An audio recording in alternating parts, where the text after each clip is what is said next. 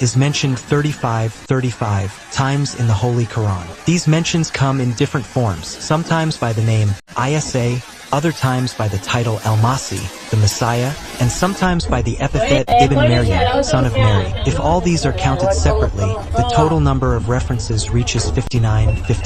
Prophet Isa, peace be upon him, son of Maryam, Mary, is among the great and resolute messengers, Ulul Azm. Just as Prophet Muhammad, peace and blessings be upon him, is the seal of the prophets and messengers. Isa, peace be upon him, was the last prophet of the children of Israel. Between him and the Prophet Muhammad, peace be upon him, there was a period of 570 years with no revelation. Prophet Isa, peace be upon him, was from the lineage of Prophet Dawood, David, peace be upon him, and the son of Maryam, peace be upon her. He spoke miraculously as an infant to defend his mother's honor when she was falsely accused. He declared her chastity while still in her arms, speaking from the cradle. He lived in the valley of Mount Seir, a place famously known as Beit Allah. According to Tariq al-Tabari,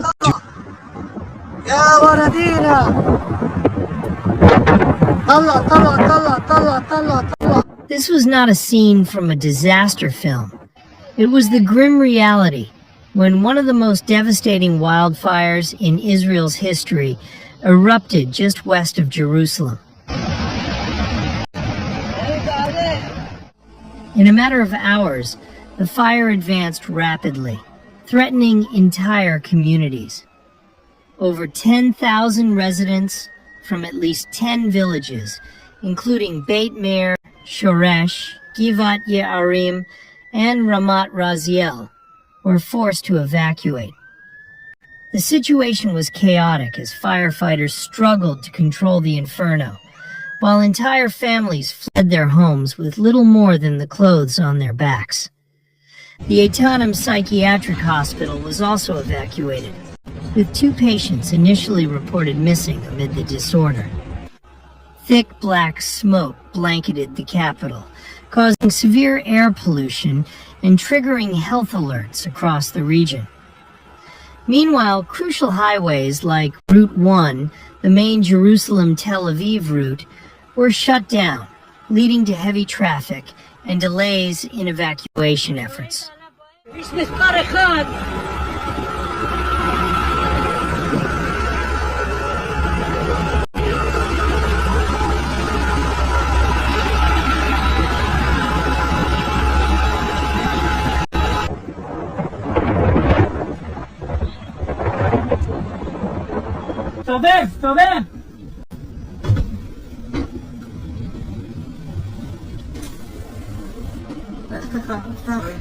By the end of the day, the fire had consumed more than 17 square kilometers of land, devastating forests, agricultural land, and natural reserves. The firestorm had reached near catastrophic proportions, with wind speeds exceeding 50 kilometers per hour, pushing the flames rapidly through dry, overgrown vegetation. At least 20 homes were reported lost, and thousands more were left in danger. It became one of the largest wildfires in Israel's history, underscoring the vulnerability of the region to such climate-related disasters.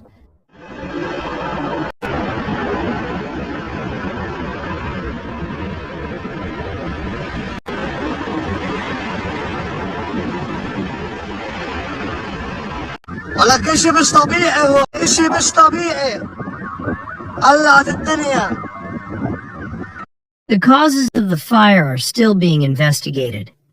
Authorities have indicated that the fire was likely the result of human activity, with some experts pointing to potential negligence or even arson. Fire and Rescue Services Commissioner Dedi Simchi confirmed that the fire was man-made, but stressed that investigations were ongoing. No formal arrests have been made as of yet, and the authorities are careful not to draw any conclusions before the investigation is complete. It is important to note that anyone arrested in connection with the fire is innocent until proven guilty, and further investigations will determine the exact cause. The region has experienced heightened temperatures and strong winds, both of which contributed to the rapid spread of the flames. Environmental Protection Minister Tamar Zandberg linked the fire to broader climate change patterns, warning that these types of fires are becoming more frequent and intense across the country, especially as the climate crisis continues to take hold.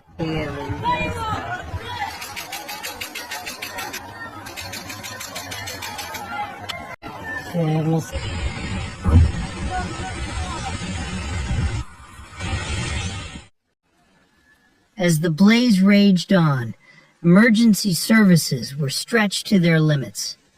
Israel declared a state of national emergency in response to the escalating crisis.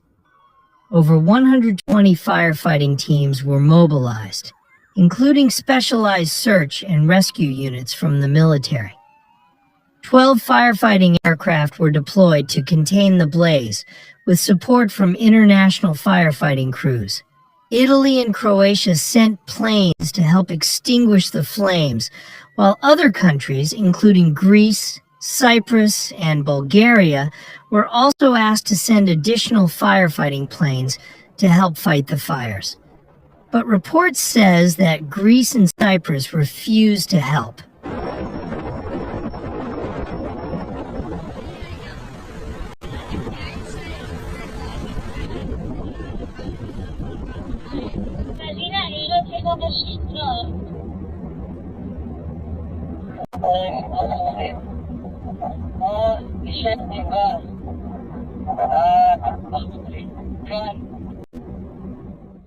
Despite their best efforts, the firefighting teams struggled to access the worst-hit areas, as roads were closed and visibility was severely reduced due to smoke and ash.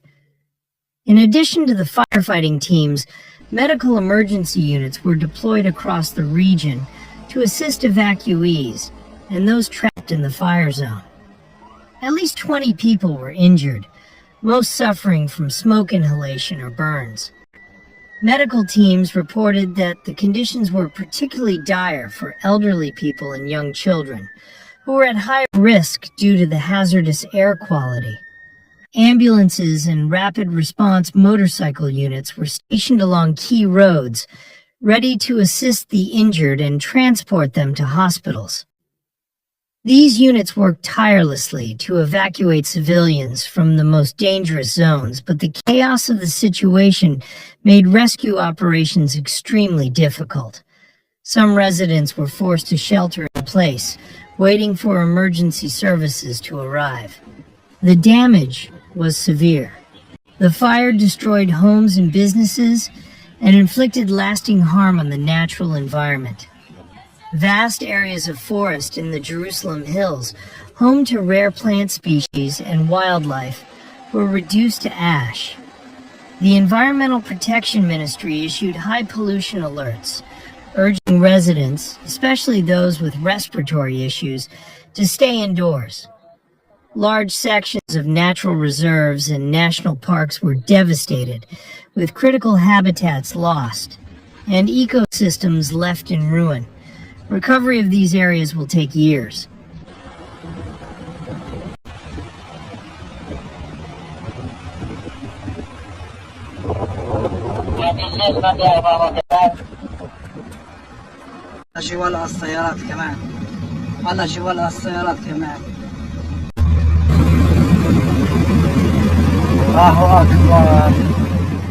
As the fires came under control, focus shifted to relief. The Israeli government approved $21 million in emergency aid for shelter, medical care, and immediate needs.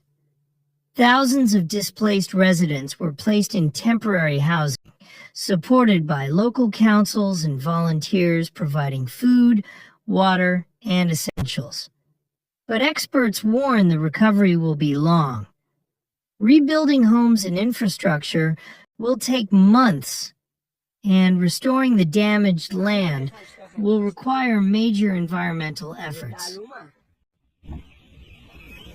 תעלומה רצינית. סלקציה בין העצים.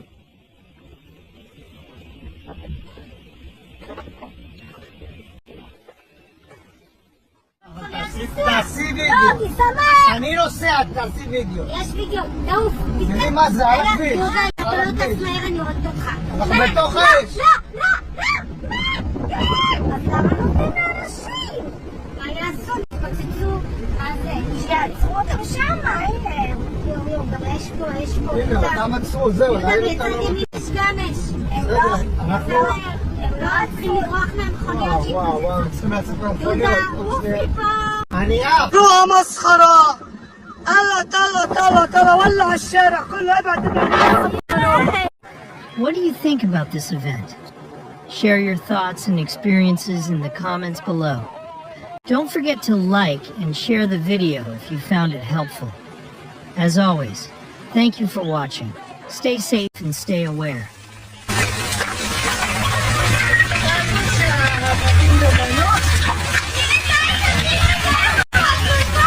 Teléfono,